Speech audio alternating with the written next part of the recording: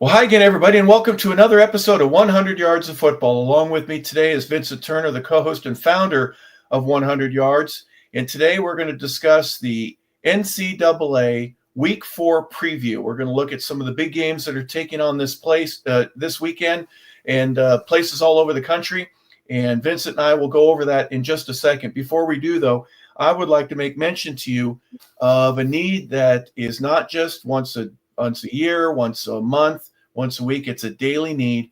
And if you have the ability to help and to assist Faith with Works, then you will certainly be a friend of the family with us. Janine Rice has put together an organization that is trying to help the homeless people, not only here in the Georgia area, but across the nation by donations of food, of water, clean water, of canned foods, baby wipes, toothpaste, shampoo, a towel, anything that can help a person that's a little down on their luck to feel a little bit better and have some dignity.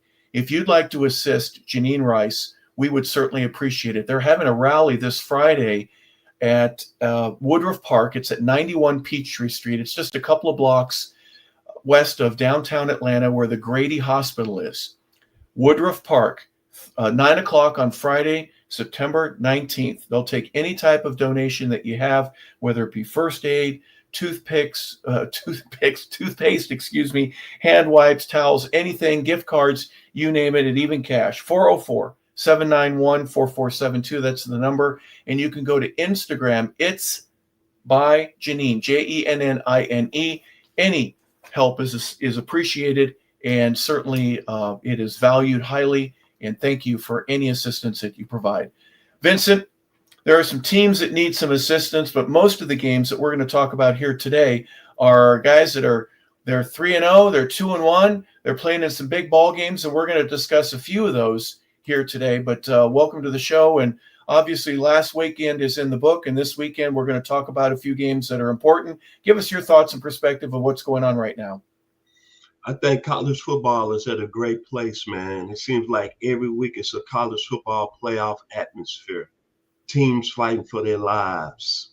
Last week, my Tennessee Volunteers took it on the chin real hard. The Razorbacks lost to Ole Miss, which is another game that hit my heart. But this week, we got some serious great games that's coming up this Saturday. And all I can say is, it's must-see TV every week in college football because of the college football playoffs. Back to you, Harper. Yeah, the variety is really interesting. How here we are in week 4, and we will have discussed a couple of different teams. Yes, your powerhouses, the not top 5 teams, maybe not this week, are going to be playing big games, but there's somebody in the top 25 that's always going to be there, and we're going to discuss that. And it's a shame that Tennessee, the game itself was fantastic, back and forth, left and right. And even though, as a volunteer, you didn't like the outcome, it was a really good game. And obviously, the SEC is showing that the prowess, the power, the skill and ability may be worth a national championship with one of the teams this year. We're going to discuss a little bit of that later on. But before we do, let's go into one of the first games. This will be at 12 noon on Saturday, Vincent. Texas Tech 3-0 goes to the Utah Utes at Rice-Eccles Stadium. Devia Dampier, 73% right now. They beat what? They beat UCLA, and by the way, their coach was fired this week. Cal Poly and Wyoming, they've got, 135, 40 points that they've scored in 3 games right now. But Texas Tech has scored about 155. It's unbelievable. The scoring could be plentiful here unless both defenses settle down and do the right thing, and they get a stop on third down and force a few punts. What do you think? Kicking off college football on Saturday, Mountain West time, 10 a.m. 2 teams that's trying to battle to be the premises of the Big 12. And let's be honest, they're battling for a chance to be in the college football playoffs. Texas Tech averaging, 56 points a game. They got a quarterback, I'm going to call him Mr. Morton. His initial, B. Morton. Gentleman got 923 yards on the season, 11 touchdowns. But what I'm more really excited about Texas Tech is their defense, man. They spent a lot of money in the portal. David Bailey out of Stanford, 2.5 sacks. Romeo Hyatt, you know where he was playing ball at last year? Georgia Tech, 2.5 sacks on the year. And Joey McGuire, they keep saying he was a great coach as far as in the high school ranks in the state of Texas. Looking at this Texas Tech team, I want to see where they need to belong. Because at the end of the day, it's guns up. Patrick Mahomes, number 2.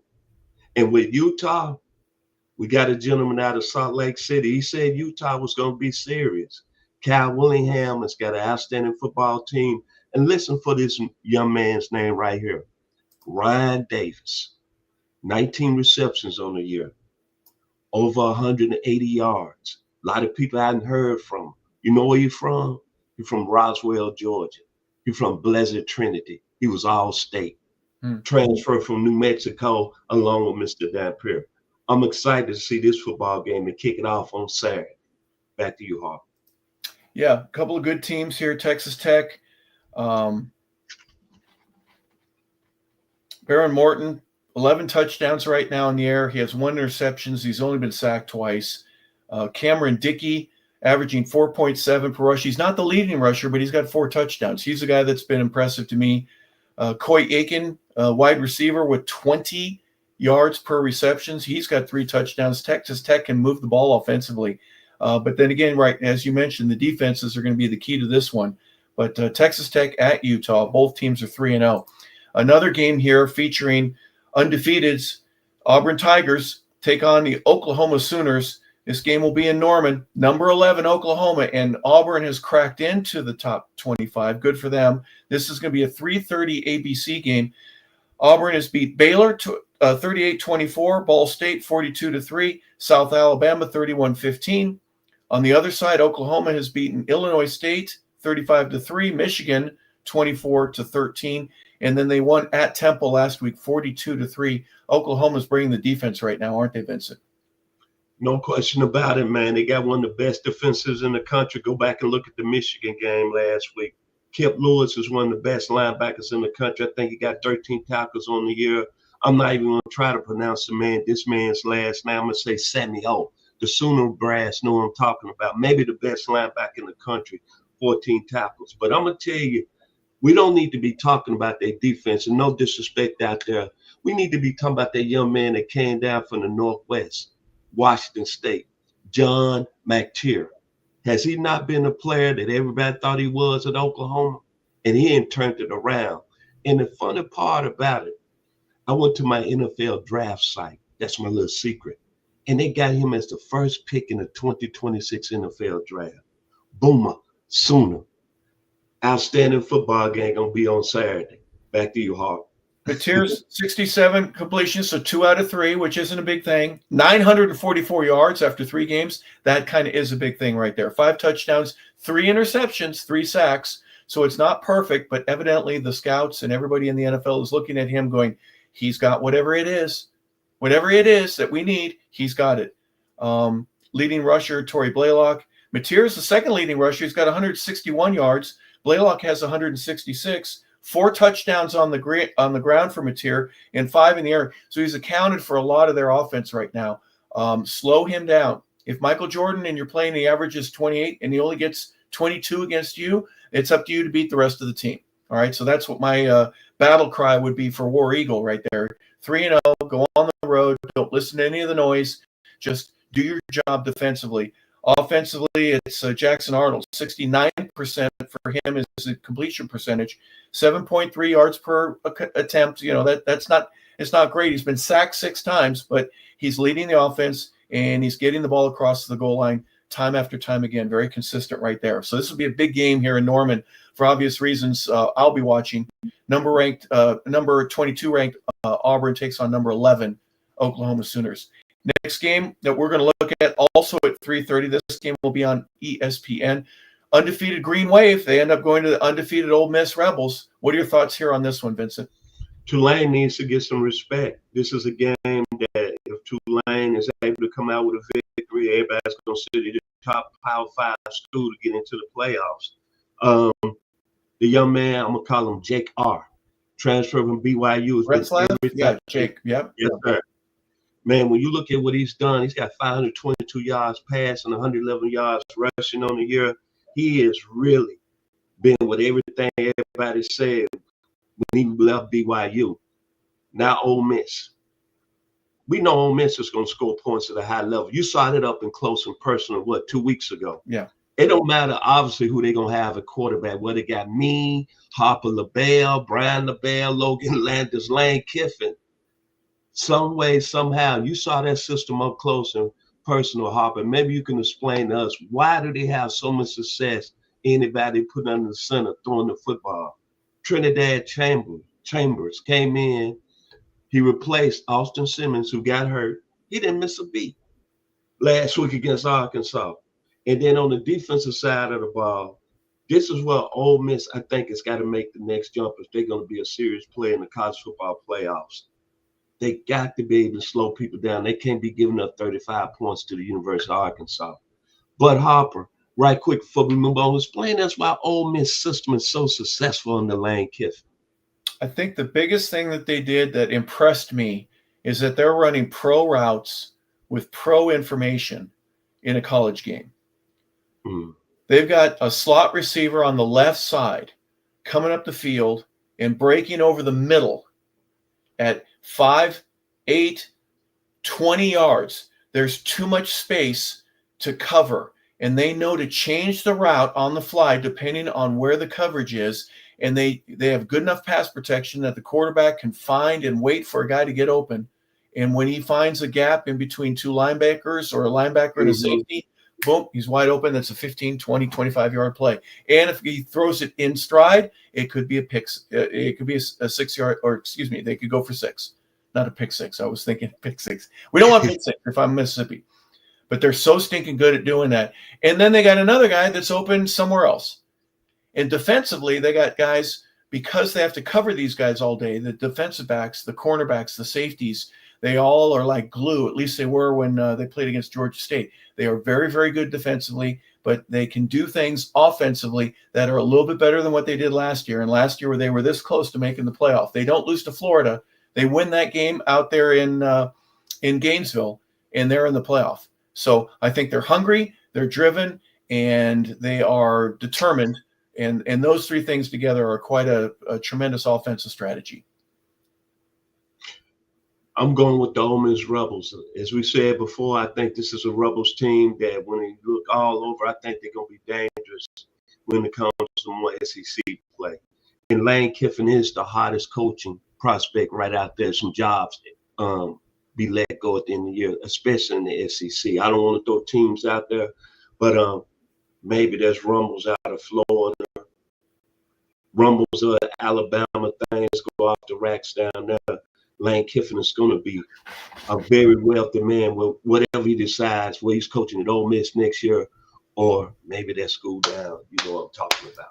Back to you, Harper. Yeah, it'd be an interesting concept. Why would he want to leave? He's doing it really well there. I mean, for him to take Ole Miss to the heights that he's being asked to take at Florida or at Alabama or anywhere else, he'll be a legend. He'll have his own statue. He won't have to wait for somebody else to make it. All right, when this game is over, you'll have about a half hour to get ready, depending on when the time is that ends, and then the pregame show. This is going to be a big one right here. And why on earth did I put a slide up that has Illinois' logo so much smaller than Indiana? I don't mean anything by that. So if you're an Illinois Illini, don't be offended. It's just a goofy mistake that the producer right here made. So forgive me for that. But Illinois 3-0 against Indiana 3-0. Both of these teams have a lot of similarities. The one thing that I noticed that's a little bit different, Illinois does not run the ball with the same efficiency Indiana has, but they're higher ranked right now for a reason. They have been all year. They got to go into Bloomington. Vincent, give us your thoughts here about this game. Hey, two schools that, hey, man, they don't try to get respect. The game is going to be on NBC. I call it the game of the day. Two real good football teams that got two coaches that are very, very, I want to say, arrogant, cocky, but they back up what they say.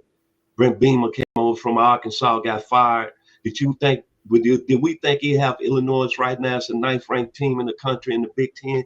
And Harper, I'm going to give it back to you right quick because they quarterback. Let me explain something to y'all today here on 100 Yards Football.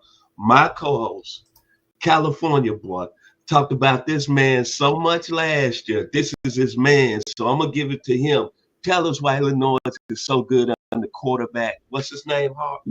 Luke Atmeyer, I'm telling you, this guy, he just, for me, he's a guy that can help you win a ball game. And Illinois has gotten better. Every team that takes advantage of the portal instead of getting taken advantage of will realize at the end of a season, this is what we need. This is what we got to do. And hopefully you don't lose a few of those guys that are already doing it. But Illinois, people are seeing things that happen, and they're liking it. Altmaier, 71% right now, 709 yards. Go over to the other side. Fernando Mendoza for Indiana, he has 708 yards. Their percentages are almost identical. The numbers are almost identical. The completion percentage, the yards per completion.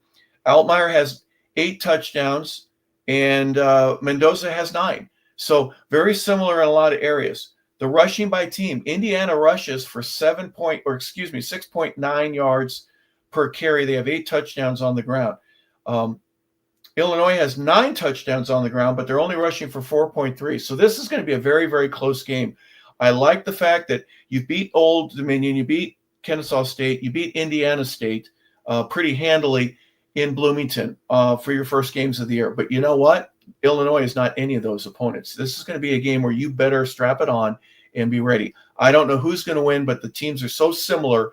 And last year when they played each other, it was a close ball game. But I'm telling you right now, this is one of those ones that I'm just going to tune in and watch and see what happens, because both teams could end up fighting the Penn States and the Ohio States and the Michigans of the conference when they get a win out of this. The loser, I'm not so sure. That'll be a real tough loss to rebound from. It's good when the University of Illinois is having a good season from a college football perspective, because they got royalty, man. And when I think about Illinois and I'm looking at them being ranked number 9, I got to think about Red Grange, Dick Buckus, Simeon Rice, J.C. Caroline. Man, it's nice to be a fighting alumni fan over there in Champaign, Illinois. Back to you, Harper. Well, yep. Alumni are all over the place, but they're not going to be on the field, and everybody else that's got to go to Indiana, to Bloomington. It'll be an interesting game, and I will be tuning in at one way, shape, or form if I can, or at least checking the score while I'm doing the Georgia State game. But 7:30, as Vincent mentioned, that game will be on the NBC Peacock Network. At 11 o'clock, this is a late game now, and I think there could be some time factor. Michigan State's not going to get home till 6 in the morning. But they got to go out at 11 o'clock Eastern kick on Fox. Michigan State 3-0 takes on the 3-0 Trojans of USC. And I like Aiden Childs. Last year he had some problems holding on to the football. He had a lot of picks. He's got 8 already this year, Vincent. 6 touchdowns for him. 71% is his completion percentage. 656 yards. But the fact that they can run the ball, that's going to be a real key factor for it right now. Mekhi Frazier averaging 4.8. He has 2 touchdowns on the ground himself. The team has 7. Tell me what the Spartans need to do to take on the Trojans. You just said it. They got to be able to run the football. But the young man, Aiden Childs, last year, as you just mentioned, was a turnover machine at Michigan State. But I like what he's coming into this season, and I like the coach, Jonathan Smith, man. Remember, this guy was a quarterback at the time when they had Chad Johnson at the Oregon State. And he left Oregon State to take the Michigan State job. And one thing in my mind said, why would he leave his school that he played at and had success, both coaching and playing, and go to Michigan State? Well, it's got to be that history, man. And like I said, this is a huge game for Michigan State, because they're playing a team from your neck of the woods, a team that's proud, a team that we got a lot of SC people that's been on 100 yards of football that we're not talking about. But I'm going to give it to you, Harper. This USC team, and we've been killing Lincoln Riley ever since he's got there. But I'm telling you, this USC team is very dangerous, man, and they're doing it quietly. And they had a big win over Purdue last week. So I'm going to give it back to you, Hop, to tell us why the Trojans under Lincoln Riley might be one of the surprise teams in college football this year. They can score, and they can play a run and shoot. Jaden, Maya Ava, the quarterback, 68%. 989 yards right now, 6 touchdowns. He's only been sacked twice. He's getting the ball to Michael Lemon, 19.4 yards per reception for him. He's got 2 touchdowns,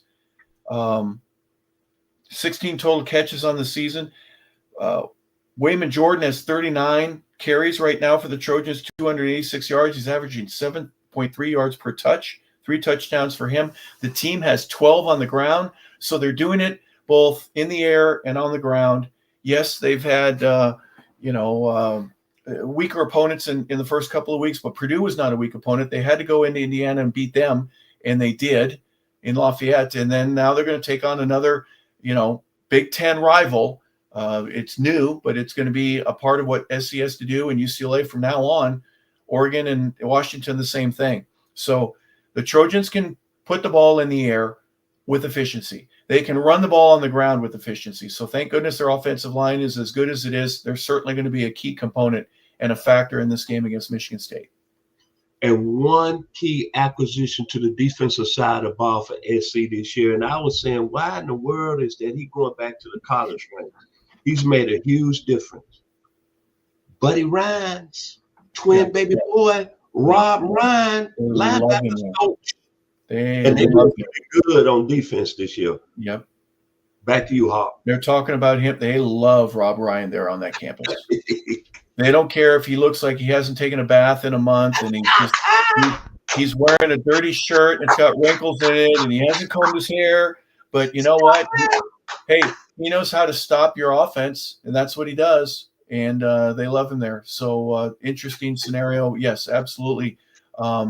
The Ed Orgeron types that, the players love him and they play hard for him. Every guy, every head coach would like to have a guy like that around, just as long as they want to support the program, support the staff, and support the defense. All right, let's look at some of the other games that will be taking place here this weekend.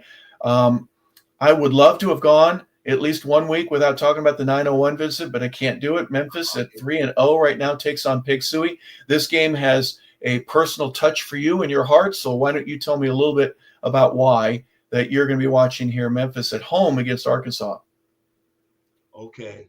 If you've been watching 100 Yards of Football, everyone knows that I was born in the great city of Memphis, Tennessee, down on the Mississippi River. And I have a lines. Since I've been in this great world for 65 years, I've always loved Tiger football, basketball. That's what I grew up listening to, the great Jack Eaton, who's the radio personality and sports personality of Memphis State. And of course, I went to Arkansas from 78 to 82, so I got loyalty to that school. And when this game was scheduled, I was saying to myself, understand what the University of Memphis is trying to do. They're trying to get in the college football playoffs. Ryan Sutherfield is one of the hottest coaches candidates right now, rumored to take the Virginia Tech job if Memphis keeps doing what they're doing. And of course, Arkansas, I'm rooting for Sam Pittman. Really hope that Arkansas really finds a way to keep him after this year. But it's going to be a huge football game for Memphis. Reason you win this, you're in the discussion as a college football playoff team. And I saw this Tiger team 2 weeks ago against Georgia State. I want to say thanks to this young man because he made it happen for me to go to the game. But I didn't see Memphis as a team yet ready to be a college football playoff team. And as far as the Arkansas Razorbacks, love your performance last week against Ole Miss. You lost a very tough football game, 41-35. Taylor Green is a very outstanding player at the quarterback position, but we all know the Razorback faithful, they need a winner up there. And they're looking at the young man at SMU, Rhett Lachey, who's doing an outstanding job there. He'll probably be the next head coach at Arkansas if Arkansas keeps on the treachery and not really win a lot of games in the SEC. But make a long story short, my heart is divided. And right now, I'm more or less rooting for Pig Suey because I like Sam Pittman and I want him to keep his job. If Arkansas loses this football game, as we say here in 100 Yards of Football, and we already seen what had happened in the first 2 weeks, 2 coaches that got fired. Harp, I'm going to let you handle it and have the final words. If Mr. Pittman loses to the Memphis Tigers, what does he need to do, sir? Well, I'm not sure. One thing Arkansas can do is they can score. They got 140 points so far in their first 3 games, and they scored 35 against Ole Miss, which is that's a good number. You didn't win the game, but you did well enough to where I think you're going to get a bunch of much smaller guys, much slower guys. And I don't mean any disrespect, but to compare the 2 rosters, just height, weight, speed, football prowess. This is technically a step down for Arkansas, and they should be able to hold it together. What did they lose by a touchdown last week? So I don't know if he loses his job, but if he's 2-2 and then he goes into his SEC, because every team that they play in the SEC should be a top 25 opponent. So it's going to be tough. Don't get me wrong. So that's why this is going to be a big win for Arkansas if they're able to get it. But boy, I'll tell you what, if Memphis pulls this out and wins it at home and they go 4-0 with the schedule that they've had so far, what a thrill. They beat Chattanooga, Georgia State, they beat Troy. So 2 Sun Belt teams that they've had their way with. And then they take on Arkansas. Then they go into their conference play with Florida Atlantic, Tulsa, UAB, South Florida. What a step in the right direction. And maybe they have a chance to be an outsider looking in for the playoffs. So they lost about the middle of the season last year, as you know, Vincent, and that kind of knocked them out of it. But in terms of the American Athletic, they got a chance to win it this year. And I want to bring up one more important point why this game is so critical for the University of Arkansas and Sam Pittman. In a couple of weeks, he got a home game against Notre Dame. And I give it back to you, Harper. Yeah, well, we'll see. We'll see what happens. Hey, how's Notre Dame still in it? They're 0-2, and they're still in the top 25. You tell me how that works out. All right, the UAB Blazers, Boise, Memphis, they're one of those schools that always seems to play well against a opponent that is either bigger or in a higher classification. What do you think about this one real quick? Really going to be looking at how Tennessee responds from a very tough loss last week against Georgia. I'm looking at how Josh Heupel handles the situation. That was a very good, enjoyable football game. That honestly, Tennessee was up by 2 touchdowns in the first half, 21-7, ended up losing that football game. That's what I'm going to be looking at. How is Tennessee going to come out as a football team? Are you going to still be lingering from that tough defeat, or are you going to be ready to play against Trent Dilfer in the UAB Blazers? Back to you, Hart. Yeah, both schools are 2-1. In Tennessee, I have to admit, they probably couldn't have squeezed an extra person into the stadium there at Neyland on Saturday against Georgia. But are the kids going to come out? Are they going to still support the same way? The season isn't over. It's just one loss. You run the table from here on out, and you'll be in. There's no doubt about that, right? But, how they rebound. Let's look at some games that, used to mean something in the past. Back when we were kids, Vincent, back when we were young boys. Yeah. The Apple Cup will be this weekend, where Washington goes to Washington State. They go to Pullman for that one. And then the Oregon State Beavers end up going to Eugene, and they'll be playing the Ducks. Quack, quack. Vincent, give me just a real quick thought about how these great rivalries in state for kids that are being recruited and for the interest that they have in the programs, they've been moved forward because of conference changes. Like I said, Dan Lanning, I'm going to say his name again. Honestly, did we think he could continuously have the Oregon program at this level? I didn't see it coming when he got the job. I knew he was outstanding defensive coordinator at Georgia. Well, Oregon has been really on fire the last couple of seasons. I'm talking about top 5 finishes. Winning last year is the #1 seed in the college football playoffs.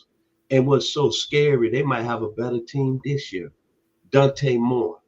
Listen for that name. He's putting up numbers out there. And when you look at this rivalry, I don't even see it as a rivalry game. I'm trying to see how many points Oregon is going to put on Oregon State. Remember what Oregon just did to Mike Gundy in Oklahoma State. Dan Lanning has got it going on.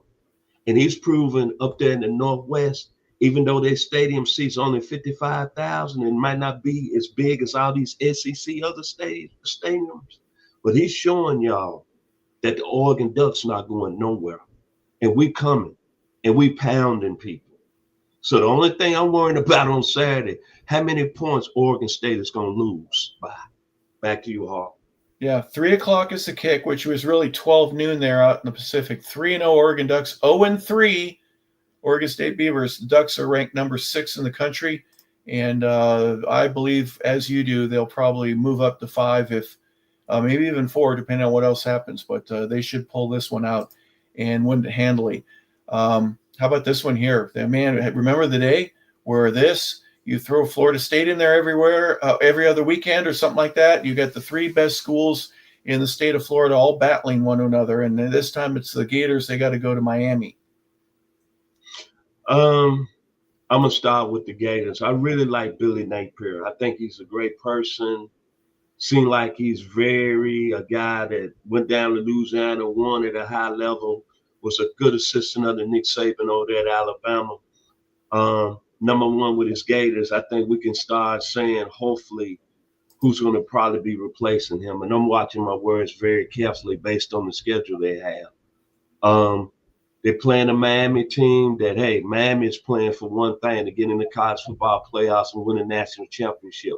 That's what the U did back in the late 80s and early 90s. Michael Irvin, Mario Cristobal was part of that team, the head coach. But I'm going to tell you about Miami. Carson Beck, when he went there, maybe you can help me out, Harper. I was really on the fence. I was saying to myself, what kind of success he's going to have in Miami? Because Miami and Georgia are totally two different programs and two different cultures. Can we agree to that, Harper? Yeah. And so I was saying, how is he going to fit in, him coming from Georgia? But Miami should win this game very easily, man. They on the high. Last week, DJ Legway, 5 interceptions against LSU. What more can you say? He's got to play better. But the Gators, hey, man, since they lost to South Florida, I think they might see the writing on the wall. And hopefully Coach Napier don't lose the locker room like Deshaun Foster did 2 weeks against UCLA, or he won't make it to the end of the year. I'm hoping that he can make it to the end of the year. And as someone said earlier before we started today, and I'm having fun today, when the Florida Gators name came up, 2 words, Lane Kiffin. Back to you, Harp. Yeah, it's going to take a couple of dollars to put that thing together. Big contract. You know, the Carson Beck phenomenon is really interesting, because when you do your homework as a portal player and before you sign on the dotted line say, I'm going to switch, don't you look at the roster? Don't you look at who's returning? Don't you look at who else is in the portal? Don't you look at the ranking of the team? What he left to go to in terms of uniqueness? Very similar programs. Not in the, yes, there are individual differences and things that make each one unique. I'm not saying that, but you know, both schools are in the top 5. Both of them had a lot of returning players. Both of them are in the top 5 now. He must have been just basically from a coaching perspective. Someone says, "Yeah, we'll let you play here," and we're in at Georgia. No, probably not. So very interesting dynamic and how that works out. But he's doing everything he can. 3 out of 4, or 75% of those that are predicting on this game say that the Miami Hurricanes will end up winning it, and we'll see how that turns out. Final game I'm going to look at is just, South Carolina is always right there, and then they end up losing the game. They lose a game early this season, and they're going against the number 23 ranked Missouri Tigers. Give me a real quick perspective on this one. Very, very surprised to see what happened in Columbia, South Carolina last Saturday night. Yeah. The North Sellers got knocked out of the game, I think, in the second quarter, but I don't think it really made a difference. 31-7, I could say this. Diego P. and Clark Lee, and you're going to see them up close and personal on Saturday night. The Vanderbilt Commodores are for real. Yep. Diego, he told y'all. And they bagged it up, man. And think about this. They went into Virginia Tech earlier and beat them the week before by 20 points. South Carolina, I think this is the game of the year for you right now. You playing a red-hot Missouri team. Eli Dickwich is doing an outstanding job. Missouri is a program that he's kept that program at a level. I'm not even going to butcher the quarterback's last name. All I know is his name is Bo P. He was the backup at Penn State last year under Drew Aller, and he's taking the Rams because their other quarterback, Sam Horn, got hurt and is out for the year. This gentleman has been on fire. Missouri might be the team that I don't want to play going on in the SEC. And for South Carolina, Shane Beamer, before you went into that game against Vanderbilt last week, you was ranked number 11 in the country. And I was even drinking your bath water. In my co-hosts here, Mr. Harper, LeBel, and some other people, 100 yards football, were looking at me crazy. They was telling me, slow it down. And what do South Carolina do? They lose 31-7 to Vanderbilt. And I'm going to tell you this might be the game of the year for South Carolina. You go in and lose this one, the rails might come off, and we might not be talking about Shane Beamer as being that coach in the SEC. Back to you, Hawk. Yeah, they get a tough schedule regardless, and it only gets worse if you have another loss here. Bo Prebula, 76 completion percentage, 7 touchdowns, 1 interception. He's played well. He scored 150 points, more than that, in their first 3 games. Central Arkansas, that's a domination one, right? They're 62 there. They beat Kansas. They beat Louisiana in the Sun Belt, and now they got South Carolina. So we'll see whether or not the Missouri Tigers are back, and we'll find out. That game starts at 7 o'clock on ESPN. Vincent, that's a pretty good view of most of the games that have interest for us. There's probably another 50 that we could discuss, but we're not going to. But in the meanwhile, give me your final thoughts here about Week 4 in the NCAA. Week 4 is all about the Big Ten, man. Illinois and Indiana. That's going to be a big football game that I'm going to be watching closely because I want to see which team out of that team comes out here with a victory. Are they really serious, I want to say, college football contenders? Those are 2 really good football teams, and that's going to be a good game come Saturday night. And then, of course, the late night game, Michigan State and USC. Is USC back? Lincoln Riley has took a lot of flack out there, but I think this might be his best team. He's had both on both sides of the ball, offense and defense. That's what I'll be looking forward to on Saturday. Back to you, Hawk. Well, Week 4 begins on Thursday evening. Your first and only game is Rice going to Charlotte, North Carolina, Jerry Richardson Stadium. They'll be taking on the Charlotte 49ers. There's 2 games on Friday. You know, earlier in the season, there were a lot of Friday games. And in a way, I'm kind of glad that's dissipating. I think Friday night, this is just my personal opinion, that should be high school night. You know, go support your local high school teams, or at least, you know, take the day off if you don't want to do anything else. But 2 games on Friday, and then at noon Eastern, it all begins Week 4, starting with the Texas Tech-Utah game. That kickoff is at noon, along with Arkansas, Memphis, and several others. It'll be a great weekend. So for Vincent Turner, our host, our founder, everything that has to do with 100 yards of football, we appreciate you being here, a part of 100 yards, and also this show, the NCAA Week 4 preview. So we appreciate you being a part of the show. We hope that everybody has a fantastic rest of your day.